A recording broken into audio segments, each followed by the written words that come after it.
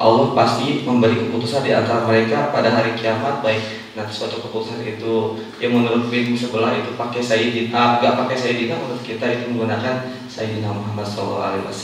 Yaitu nama Rasul pasti sesudahnya itu pasti ada. Itu untuk kata Sayyidina. Nah, selanjutnya di dalam kitab Al-Azkar juga di sini yang di halaman 4 lebih awal, di situ disebutkan wastigoluhu bil adkari al-waridati an Rasulillah sallallahu alaihi wasallam sayyidul mursalina. Wastigoluhu adapun atau keutamaan orang yang disibukkan bil adkari dengan zikir al-waridati yang kawarid atau yang diriwayatkan an Rasulillah sallallahu alaihi wasallam sayyidul mursalina, yaitu memakai lafaz sayyid itu. Nah, selanjutnya, jadi ini membuktikan selanjutnya juga di dalam kitab Hasyiah Jamal, bahkan kalau misalkan kita menambahkan sayyidina ketika adzan itu hukumnya sunat. Nah, ini sunnah yang bila disiyadati fil adani. Jadi misalkan asyhadu anna Muhammadar Rasulullah, jadi asyhadu anna sayyidina Muhammadar Rasulullah. Nah, itu boleh sunnah. Akan tetapi kalau misalkan ditambah ini, nah jadi inilah. Tetapi kalau misalkan mau ditambahkan, nah itu sunat hukumnya. Itu bahkan banyak di awal-awal kitab, ya, di awal kitab fikih, kitab hadis itu sebelum atau sesudahnya Rasul itu pasti ada. Wassallallahu ala sayyidina Muhammad khatamin nabiyina wassalatu wassalamu ala Muhammadin sayyidil arabi wal ajami. Itu wassallallahu ala sayyidina Muhammadin nabiyil ummi. Itu banyak intinya. Nah, jadi atau misalkan lafaz penghormatan kepada Rasulullah ini itu disandingkan dengan di lafaz dua kalimat syahadat, yaitu asyhadu an la ilaha illallah wa asyhadu anna Muhammadar Rasulullah. Itu didapat kalimat dua kalimat syahadat. Nah, jadi ini membuktikan bahwa Allah tidak akan menyandingkan namanya kecuali dengan kekasihnya. Dalam kaidah fikihnya disebutkan mura'atul adab khairun minal ittiba. Jadi menjaga tata krama lebih utama daripada melaksanakan perintah. Dan yang terakhir saya indikan dengan bait alfiyah wa kullu harfin mustahiqun lil bina wal aslu bil mabni'i ayyusakana. Ini menerangkan tentang wa kullu harfin mustahiqun lil bina, setiap haraf itu berhak terhadap bina, wal aslu bil mabni ayyusakana, dan asalnya mabni itu sukun. Jadi kalau dianalogikan, ya inilah setiap diri harus memiliki jiwa yang berpegang teguh pada kebenaran, karena pada hakikatnya keteguhan seseorang tergantung pada istiqomahnya hati. Mudah-mudahan kita orang yang selalu memakai sayyidina dan orang yang tidak memakai sayyidina itu terserah mereka, tetapi kita sebagai umat yang istilahnya mengagungkan Rasulullah memakai sayyidina. Demikian, terima kasih. Assalamualaikum warahmatullahi wabarakatuh. Waalaikumsalam warahmatullahi wabarakatuh. Yang saya ambil adalah mustarok dan mutaradid.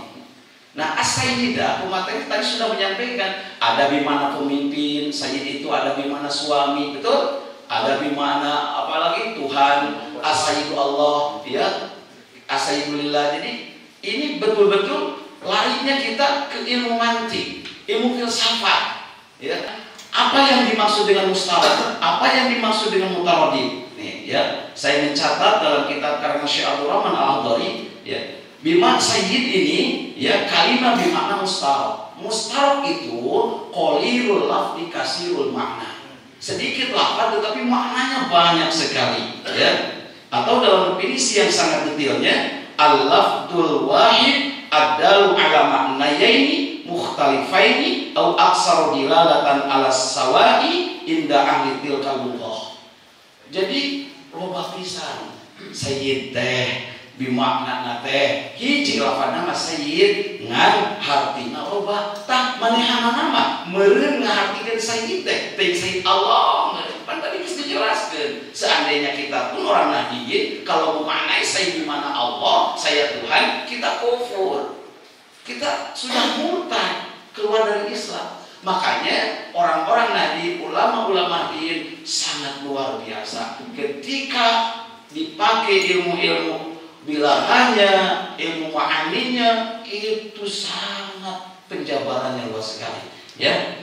Kemudian saya contohkan lagi, ya. Saya contohkan lagi, ada yang bimakna mustarok ini. Sayyidah bimakna Allah, sayyid bimakna gunungan pemimpin, sayyid bimakna suami yang tadi sudah dijelaskan dalam berbagai ayat, dalil-dalilnya nakli maupun aklinya, ya. Kemudian saya contohkan, ini kalimat-kalimat yang termasuk apa?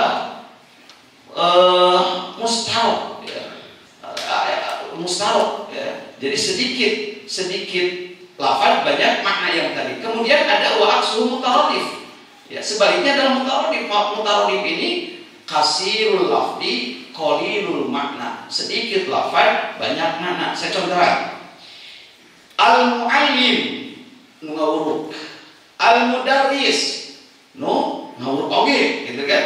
Kemudian al ustad guru nu ngawuruk, kemudian al muazzim ngawuruk, al murabbi al muruk atau memimpin. Nah, ini banyak arti tapi banyak lafaz tapi satu arti. Al-mu'allim pendidik, al-mudarris pendidik, ustaz pendidik, muadzin pendidik. Jadi satu maknanya pendidik tapi lafaznya banyak. Nah, itu mutaradif. Permasalahan sholawat di luar maupun di dalam sholat. Di dalam Al-Quran tidak ada keterangan yang jelas bentuk larangan. Saya ambil diantaranya sebagai motivasi kita, yang mana Al-Quran kita jadikan imam.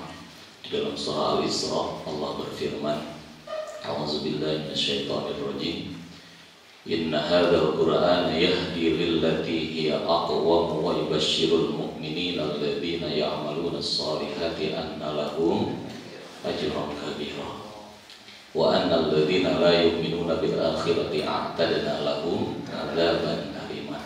Jelas itu Pak Ustadz Abrahim sangat paham. Artinya tidak ada bentuk larangan. Sepakat ulama yang 4 di dalam sholat itu tidak ada larangan memakai atau menambahkan salawat.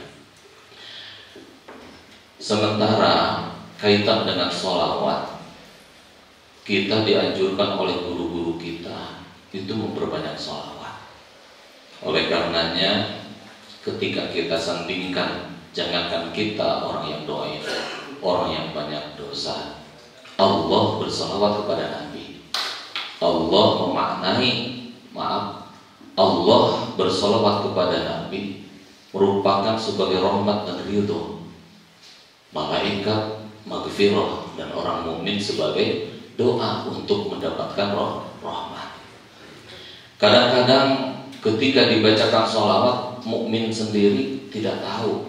Ketika orang membaca Allahumma sholli ala sayyidina Muhammad, atau ketika nanti orang Wahabi membacakan Allahumma sholli ala Muhammad, atau teman-teman Persis, apakah lantas kita tidak bisa menjawab? Kita wajib menjawab Pak Ustadz Abrahim. Apakah dengan sallallahu alaihi atau alaihi salam? Bahkan kita tidak lupa. Jadi salah satu rukun salat di akhir tasyahud akhir. Bahkan di dalam qunut setelah selesai kita mendengar azan, ketika mau berdoa, itu kan disahkannya atau diijabahnya doa itu wasilah baginda Rasul. Apabila kita berdoa, maka kita wajib bahkan bersalawat kepada Nabi.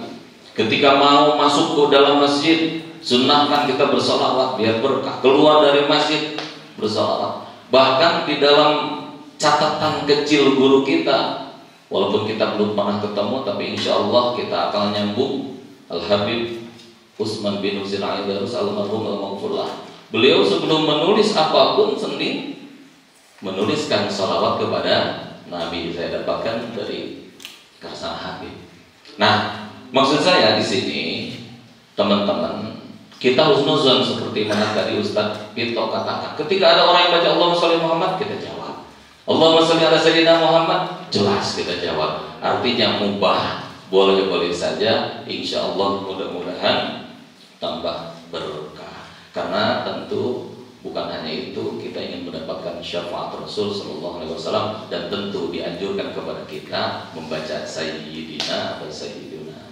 Terima kasih Pak Habib. Atur nuhun Pak Moderator sudah mengingatkan bahwa imam madhab yang empat membaca Sayyidina itu ada yang menghukumi sunnah, ada yang menghukumi adalah anjuran. Itu di luar sholat, semua sepakat. Imam 4. Nah, adapun di dalam sholat 3 madhab itu sepakat, 1 madhab tidak sepakat. Nah, yang misalnya Imam Malik ini jelas ini berdasarkan kitab Mawahib Al-Jalil, mungkin oleh ini sudah disampaikan karena tadi saya baca di materi sebelum saya berangkat tadi sore ini ada kitab Mawahib yang jelas ini tidak usah saya bacakan. Kemudian Imam Asy-Syafi'i ini diambil dari kitab diantaranya Nihayatul Muhtaj. Pendek, wal afdol bil ityani bila disyadah. Jadi afdol. Kemudian madhab Hanafi ini sama